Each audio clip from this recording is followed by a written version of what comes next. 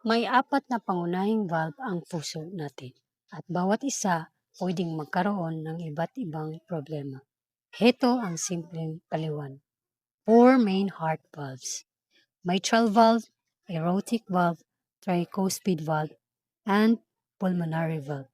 Karaniwang sakit sa valve. Una, valve stenosis. Ibig sabihin, makipot o matigas ang valve kaya hirap bumukas.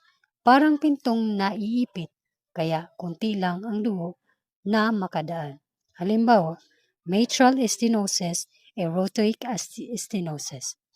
Pwedeng maramdaman hingal, madaling mapagod, paninikip dibdib, and palpitation. Pangalawa, valve regurgitation o insufficiency. Ibig sabihin, tumutulo pabalik ang dugo dahil hindi sumasara ng maayos ang valve. Parang pintong hindi nagsasara ng buo. Halimbawa, mitral regurgitation, tricuspid regurgitation, and aortic regurgitation. Sintomas: hingal, pamamaga, paa o tiyan, mahinang katawan, mabilis tibok ng puso. Pangatlo, valve prolapse. Ibig sabihin may parting ng valve na lumulundo o umaalsa patas habang tumitibok ang puso. Pinakakaraniwang mitral valve prolapse. Minsan walang sintomas pero pwedeng kabog ng dibdib, hilo at chest discomfort. Pangapat, valve atresia.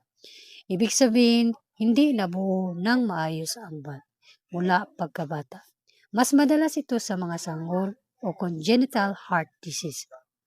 Panglima, infective endocarditis.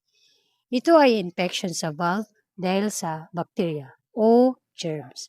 Mas delikado sa may dating sirang valve o RHD.